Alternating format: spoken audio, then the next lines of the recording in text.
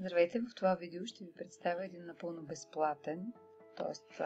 инструмент с безплатна версия, която е напълно достатъчна. Инструмент с бяла дъска, дигитална, която е особено подходяща за периода на електронно обучение. Инструмент се казва Whiteboard Fi и в своята същност представлява бяла дъска, която се споделя с учениците в класа.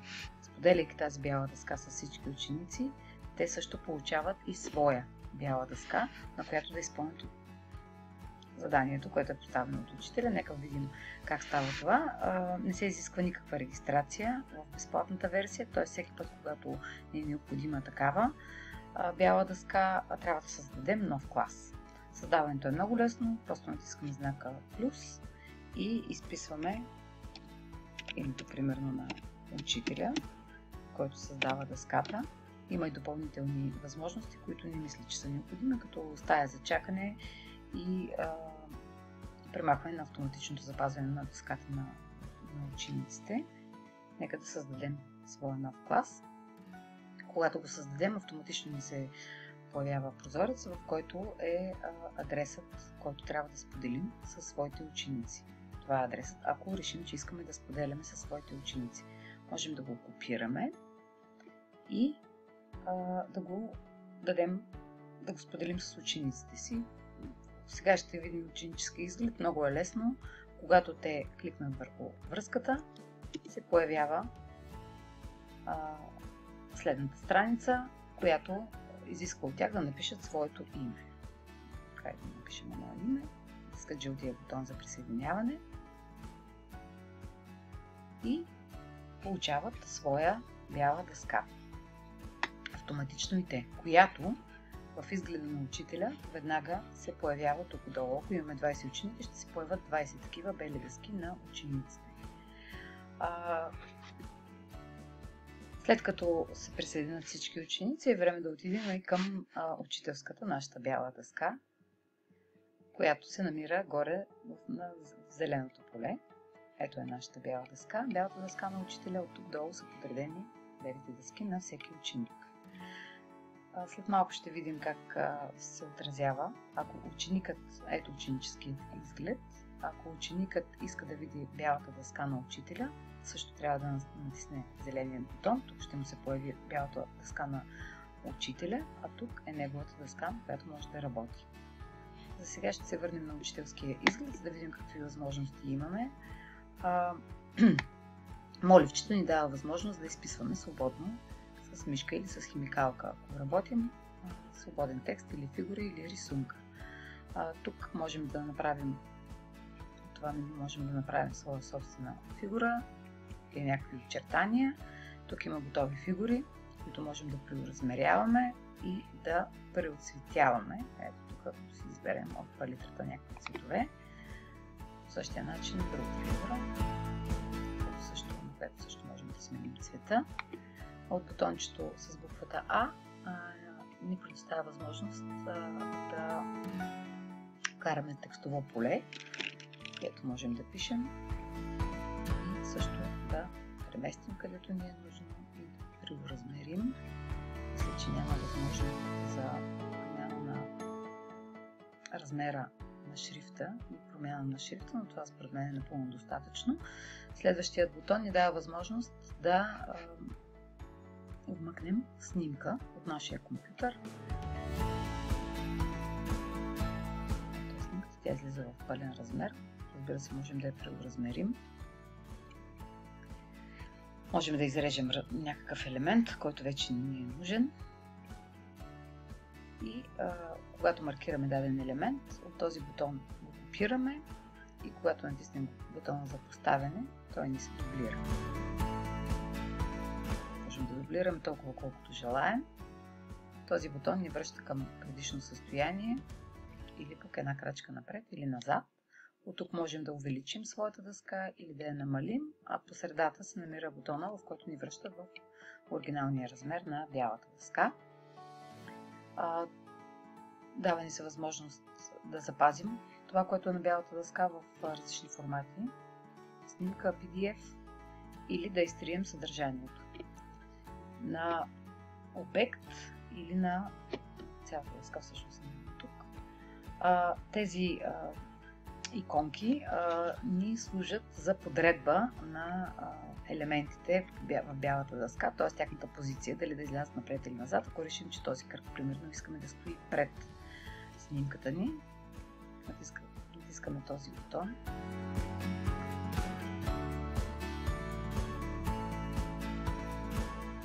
Ето и той се появява отпред. По същия начин, ако искаме тази снимка да седи зад всичко друго, което е зад всички други елементи, просто ще натиснем бутона за поставяне отзад или отпред.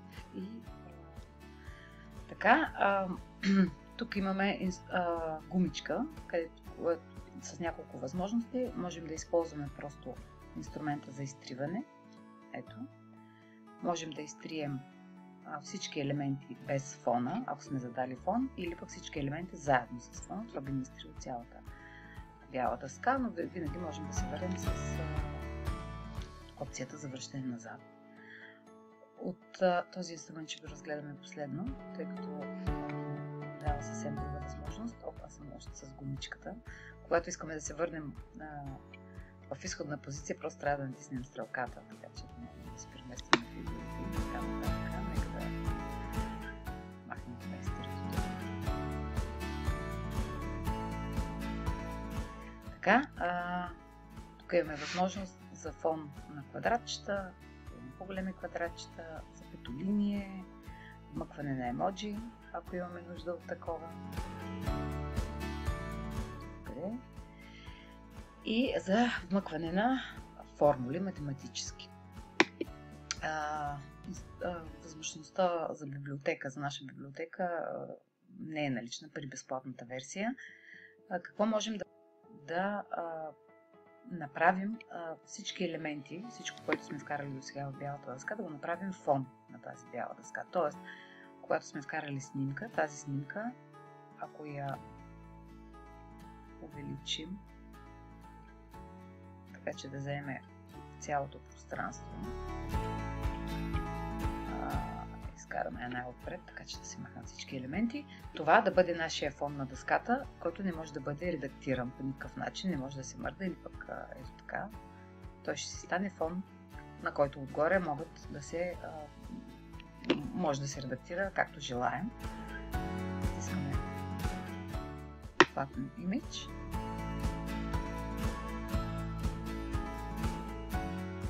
И виждате, че вече това се е превърнало в фон на нашата бяла дъска и върху този фон ние можем вече да добавяме снимки, да вмъкваме фигури и всякакви други неща.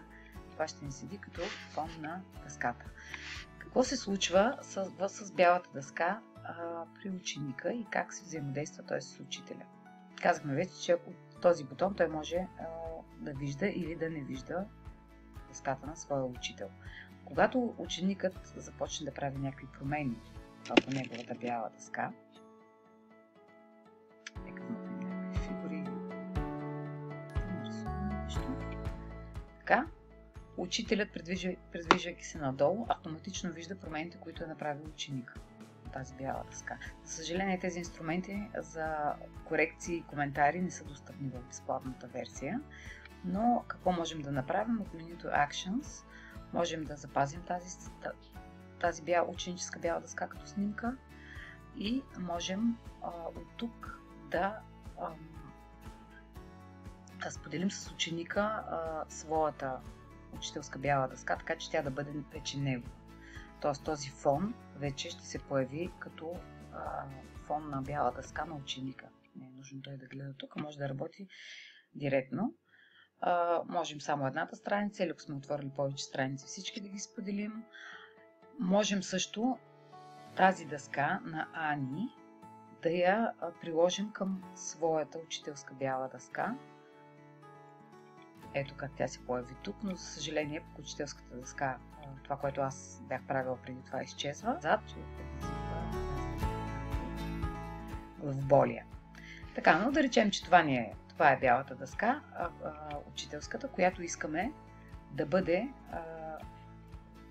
тази бяла дъска искаме да бъде абсолютно същата и при ученика. Т.е. искаме този работен лист да се появи като фон на бялата дъска на ученика. За целта трябва да натиснем бутона Push. Така, всички страници, тази страница или да я направим фон на ученическата бяла дъска. Мисля да направим сега това. Ето дъската на Ани. Тя сега ще се преобрази и ще изглежда точно като нашата. Тоест Ани сега започва да работи на своята дъска, на този фон и да изпълнява заданията на учителя. Последно само ще кажа какви са възможностите с дъската на ученика. Можем да я изтрием, ако видим, че това, което е направил, е абсолютно грешно или пък по някаква причина не е удачно. Можем да му я изтрием. Ето сега, тя се става чисто бяла. И ако ученика прекали с неподходящо поведение, например, можем, превеждам дословно, да го изритаме от нашата класна стая с дъска.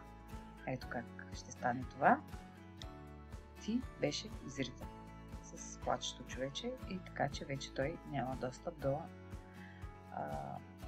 тази бяла дъска.